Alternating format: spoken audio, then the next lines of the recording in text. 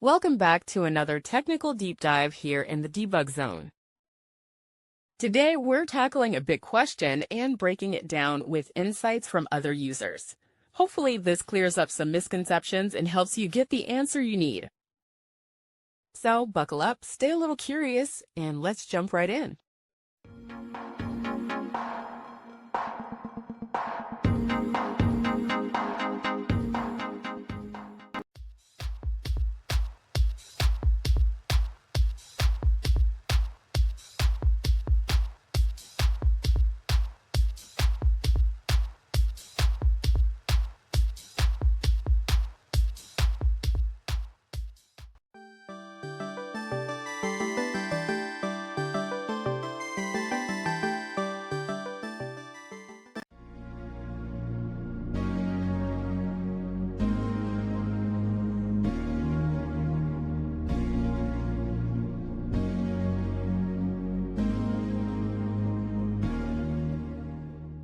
And that's a wrap.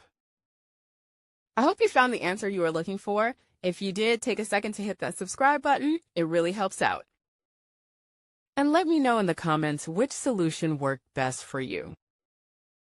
See you next time in the debug zone.